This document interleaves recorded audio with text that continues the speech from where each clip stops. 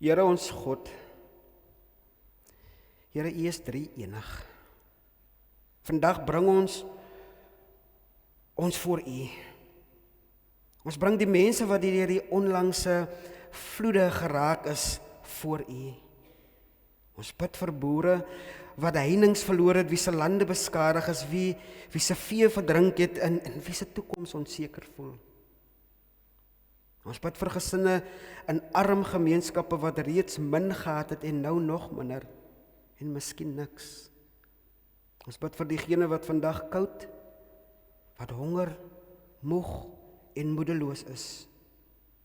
Here, open ons harte vir U woord. Laat ons vandag hoor dat ons hoop nie op omstandighede rus nie, maar in die hande van U. In Jesus naam. Amen. Romeine 5 verse 1 tot 8.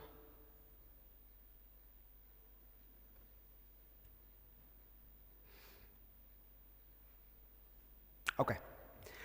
God het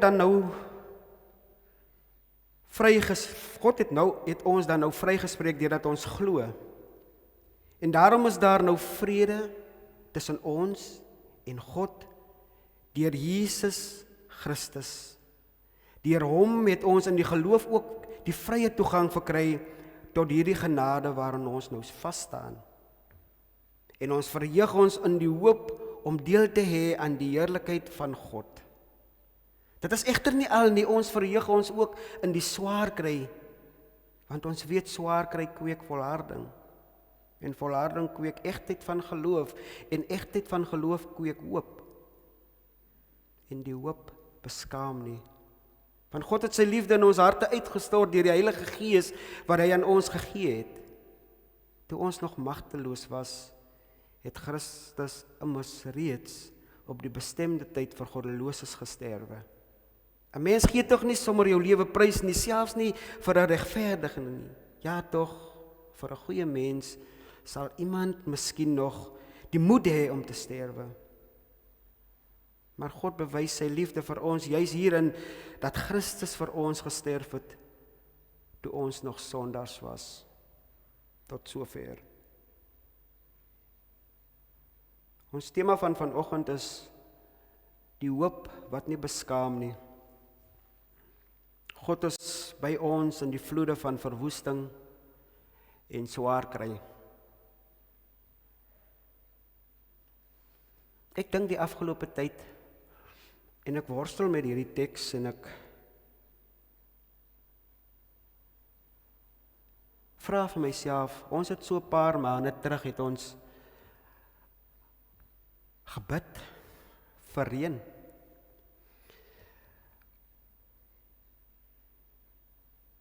Die gebied van ons was getuister deur droogte. En ons was nie seker of ons deur hierdie droogte sou kom nie. Ons het gelowiges het by mekaar gekom en ons het gebid. Ek onthou ons het uitgery die rus toe en ons het die predikante van die ring het saam met daardie gemeente gaan bid.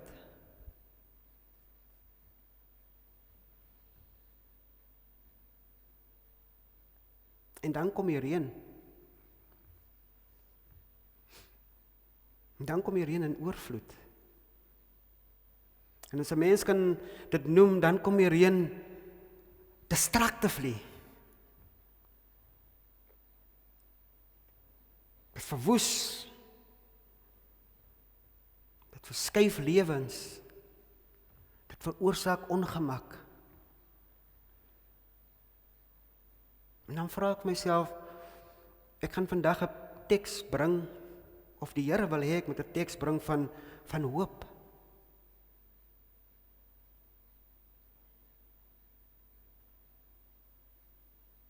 Dit is so kontrasterend wanneer ons vra en ons kry en dan kom maar steeds ongemak wanneer ons kry en ons weet nie wat om met dit te maak nie en maar kom ons hoor vandag wat Paulus hieromtrent te sê het. as hy skryf vir hierdie gemeente in Rome. Geliefdes, ons het gesien wat die vloede gemaak het. Ons het die foto's gesien op social media wat die krag van water, riviere wat oor hulle walle stroom, brûe wat beskadig word, paaie wat wegspoel, ons boere wat hopeloos, wat hulpeloos, mens kan sê hopeloos ook, toe kyk hoe die water hulle lande verwoes. Gesinne in arm gebiede, woongebiede. Daai water spoel sommer daardie wonings van hulle weg. En vir baie mense voel dit wanneer hierdie waters kom, dat hierdie waters nie net verwoes nie, maar dat die waters deur hulle siele en deur hulle harte vloei. En nie, ek kan nie die woord gebruik vloei nie, ek moet die woord gebruik stroom.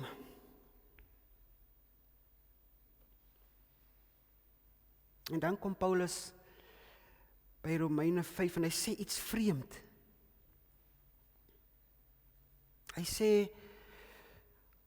ons verheug ons ook in die swaar kry. Hoe op dese aarde? Hoe verheug jy jou wanneer jy deur een verdrukking na 'n volgende toe gaan? Of uitdaging? Hierdie is 'n hele vreemde taal wat Paulus probeer oorgee hier aan ons. Paulus gee nie hier vir ons 'n goedkoop antwoorde nie. Hy ontken ook nie die werklikheid van ons lyding hier nie. Want Paulus self, hy skryf hier vanuit 'n tronk. Hy skryf hier vanuit lyding, vervolging, ongemak. Hy's honger. Hy's geboeie. So mens kan dink dat Paulus weet waarvan hy praat. En dan sê hy iets wat sterker is as ons swaar kry. Hy sê daar is iemand wat groter is as ons pyn. Hy sê daar is hoop wat nie beskaam nie. Hy sê God is met ons terwyl dit so vloedig gaan in ons lewens. Terwyl hierdie vloede ons bestaan verwoes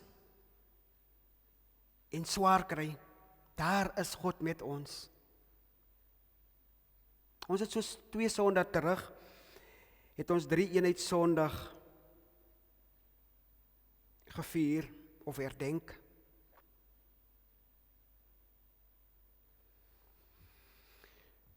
Ons het klas gekry verlede week, toe ek in Stellenbosch was, en hierdie groot man, en as ek bedoel 'n groot man, hy groot in ouderdom, hom kon hy so 76, 78, en hom kon hy is 'n teoloog waarmee daar meer rekening gehou kan word,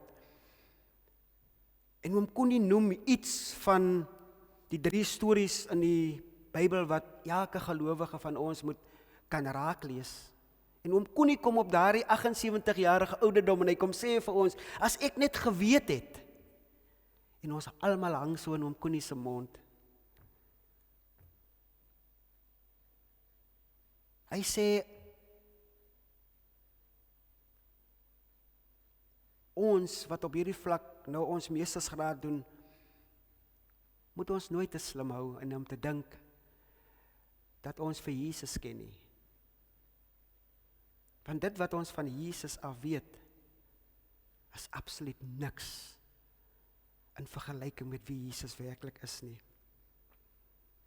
In Triniteit Sondag het ons 'n oogblink gegee van hierdie Jesus, maar ook al hierdie 3 persone wie God is. Wow, dit is net mysterieus om te kan dink dat hierdie God in 3 persone kan beweeg. En ons sal dit nooit kan verstaan. Ek gaan nie eens probeer om vir julle te verduidelik die misterie van die Godheid, die drie-eenheid nie.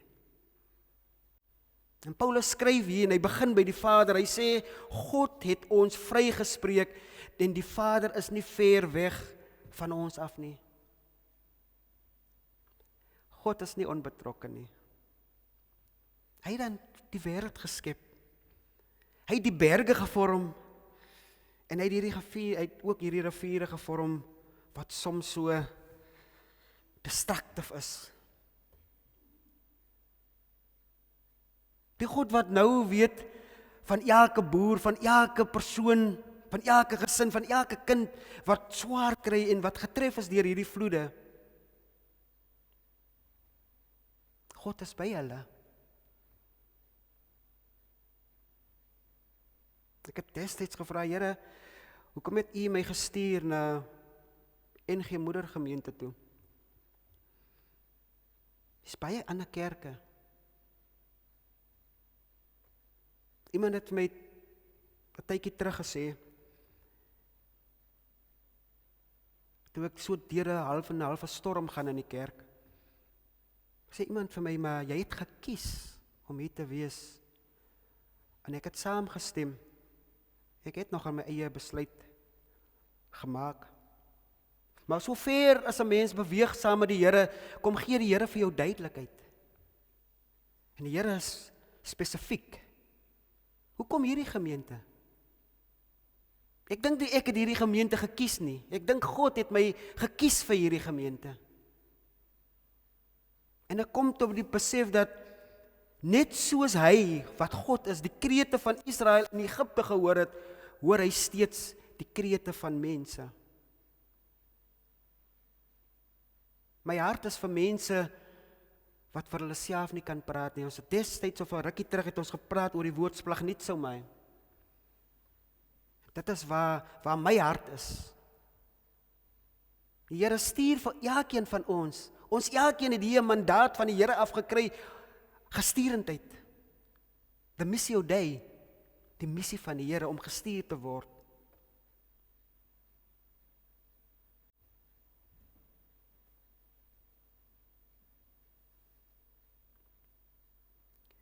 Daarom kan ek en u sê dat wanneer hierdie wêreld onder gebrokenheid gaan, los God nie hierdie wêreld alleen nie. Hy sê ek stuur vrede deur my seun Jesus Christus. Jesus is die glue van ons vryspraak. Paulus sê daarom is daar nou vrede tussen ons en God deur ons Here Jesus Christus. Die grootste probleem van die mens was nog nooit hierdie ekonomiese, ons finansiële onsekerheid nie, oorstromings of politieke verdeeldhede nie.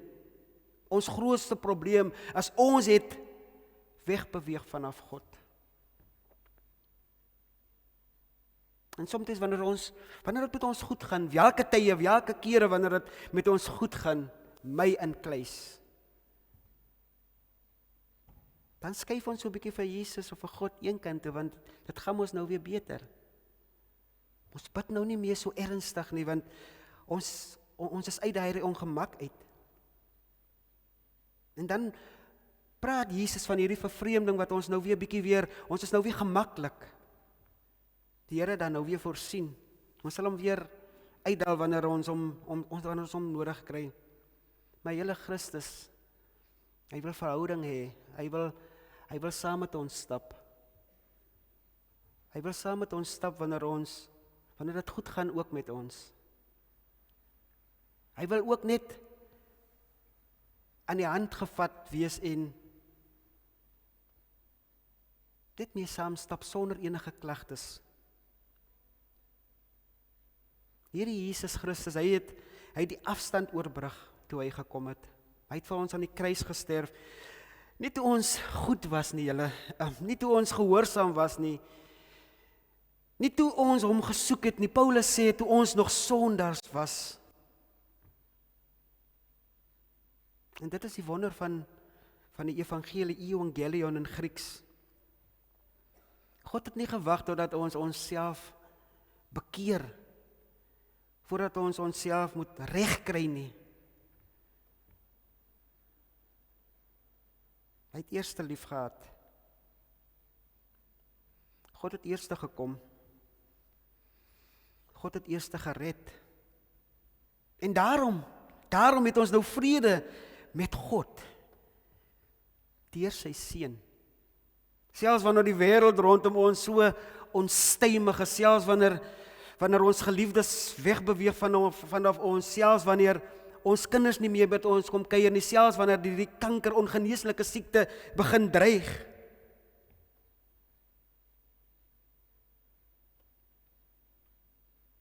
Selfs dan is Jesus met elkeen van ons. Ek dink altyd aan die gedeelte waar die disippels saam met Jesus op die boot was, op die skei was en die storm woed rondom hulle. Maar Jesus is by hulle. En julle moet weet dat die disippels het die mag van Jesus Christus gesien. Hulle het dit eerstehands ervaar. En tog het hulle gevrees. Jesus het opgestaan en Jesus het gesê, die storm moet stil wees. En dan vra hulle nog steeds, wie is hy, dat selfs die storm aan hom luister? Met dit kom sê ek vir u, dat dit is okay, somtyds, wanneer ons vir die Here Jesus Christus dien, en steeds, so nou en dan van die pad afgaan. Maar dan kom pleit ek by u, dat u gou moontlik weer die pad terugkry, na die Here Jesus Christus toe. Want Paulus skryf hier iewers in hierdie teks in Romeine 5.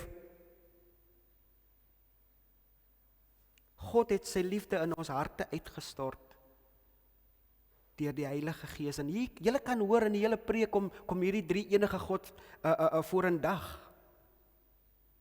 Die Gees doen iets wonderlik hierso en hy verander nie altyd ons omstandighede onmiddellik nie. Soms vat die Here jare. Want God se tyd is perfek.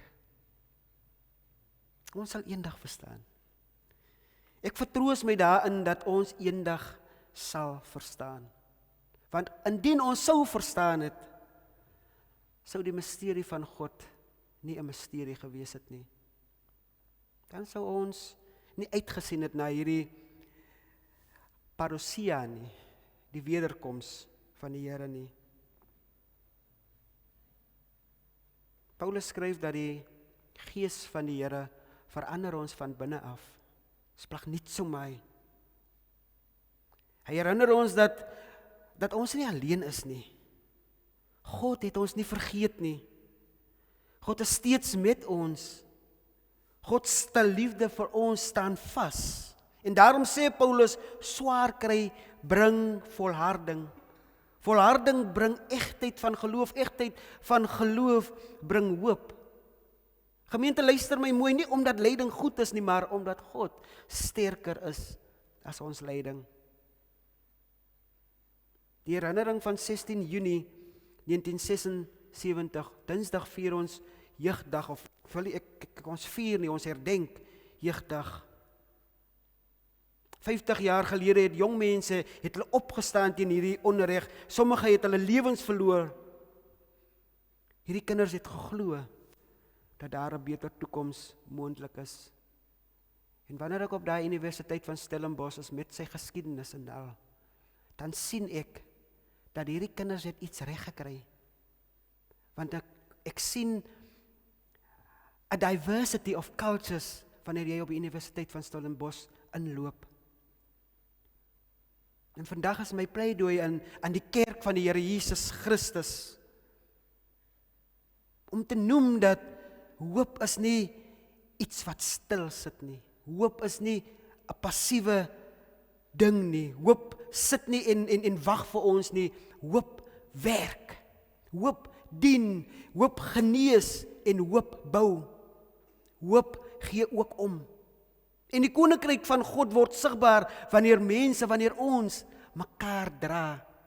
Wanneer ons omgee vir mekaar.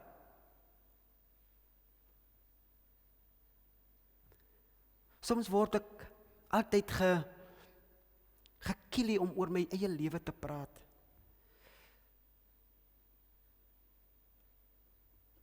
Wanneer ek self sien hoe die Here in my lewe werk.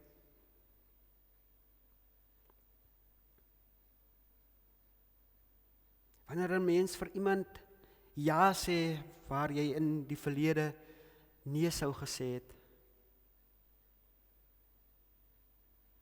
Waar 'n mens hoor waar iemand siek is en hulle verwag net 'n besoek. Daardie besoek gee vir daardie persoon hoop. Hoop nie om te lewe nie, maar hoop om uit te sien na Jesus Christus.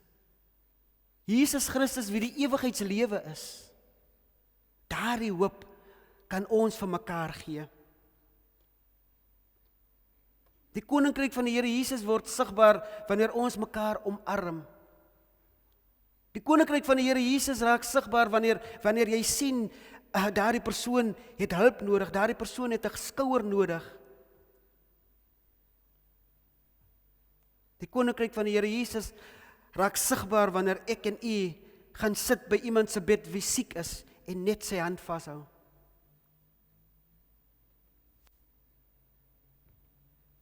Die koninkryk van die Here Jesus raak sigbaar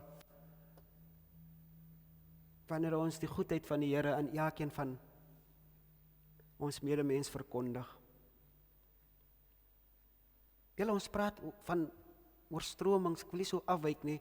Ons praat oor hierdie moeilike tye in ons dorp. Vandag praat ek is kontekstueel as 'n mens dit so mag noem. Ek is binne in Oudtshoorn vandag.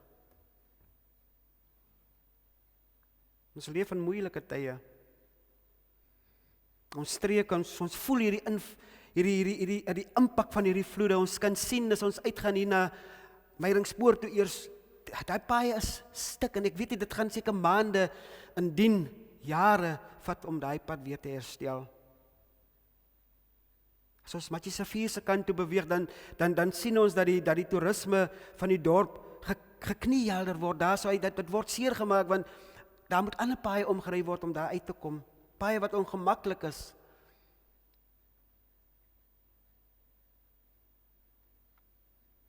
Ons is moedeloos. Maar Romeine 5 herinner ons identiteit word nie bepaal deur die vlak en die distraction van hierdie rivier en ons identiteit word bepaal deur die kruis van ons Here Jesus Christus.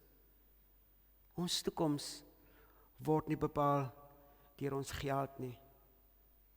Ja, ons kan beplan soos ons wil. Die Here bepaal. Dink sommer nou net aan 'n storie van 'n baie skatryk man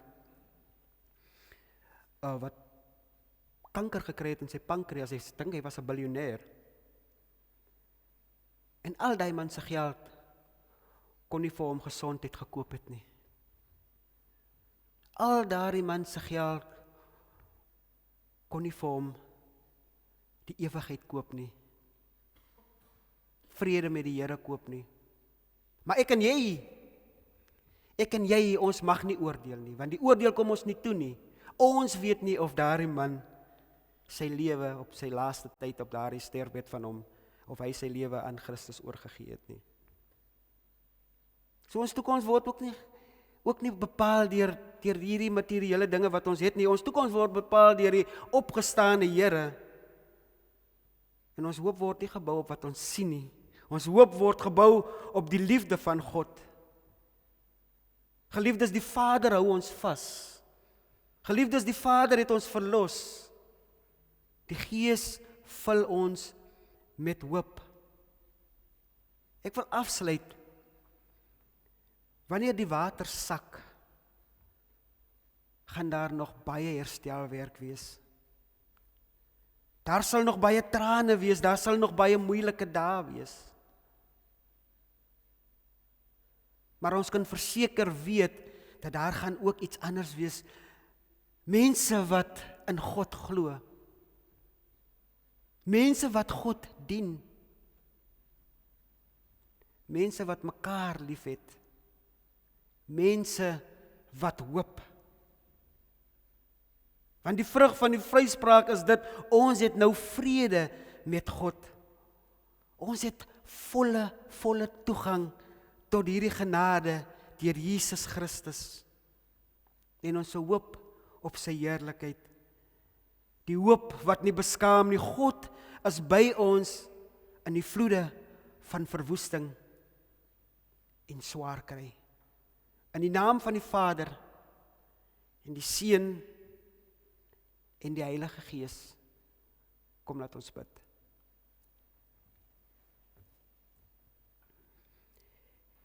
Here Jesus, U ken alles. U weet alles. Vandag gaan gebed uit na ons boere, ons landbougemeenskappe, Here, dat U met hulle sal wees. Dat U hulle oproepe sal beantwoord, Here. Dat U die regte resources beskikbaar sal maak, dat hulle weer sal kan bou, Here. Here Jesus, beskerm elkeen van hulle, Here. Stuur vir ons om vir hulle daardie gemoedsrus te gee, sodat ons weer kan herbou, Here. Jesus, dan gaan ons harte vandag uit na die gesinne wat geraak is deur hierdie vloede, Here, wat vandag niks het nie, Here. Dat in gemeenskapsale moet bly, want hulle hele heenkome of hulle huise het oorstroom, Here. Gebruik ons vir hulp, vir redding, en om 'n bietjie gemak te gaan gee daar, Jesus Christus. Want as gewoonlik ons arm gemeenskappe, dierbare God, wat groot verliese ly, Jesus. Dan bid ons vanoggend, Here, vir die nooddienswerkers, Here, wat hulle lewe waag, uit hulle comfort uit beweeg van hulle eie huise, Here, wie ook gesinne en kinders het, dierbare Here, dat U met hulle sal wees. Dankie vir hulle lewens, Here. Here, dankie vir hulle expertise, Here, en vir hulle braafheid, Here, om in plekke in te gaan waar ons nie sal kan ingaan, Here. Dankie vir hulle lewens, Jesus. Ook vandag vir ons jong mense, Here, dat ons hande na hulle sal uitsteek, Here, dat ons hulle gaan ontmoet daar waar hulle is, Jesus. Dat ons hulle sal vra, hoe stap ons hierdie pad saam? En ja, Here, dat ons leier-eienskappe, ons leidingsvermoë gebruik om saam met hulle ook die pad te stap, Here. Dankie vir daardie kinders van 1976 Junie, wie hulle lewens afgelê het vir ons, Here. Vir ander kinders, dierbare God, sodat daar vandag ook gelyke education vir elke kind kan wees, Here. Ek bid vir ons regering, ek bid vir ons gemeenskapleiers, Jesus. Dat hulle sal besef dat die mandaat van vryheid is die Here Jesus Christus. Here, ons kerk se getuienis moet aan die hand van die dag gelê word, Here. Dat ons lewens en ons hoop in die opgestane Here is. Ek bid hierdie gebed nie omdat ek dit verdien, Here. Ek bid dit omdat ons U kinders is, in Jesus naam. Amen. Gemeente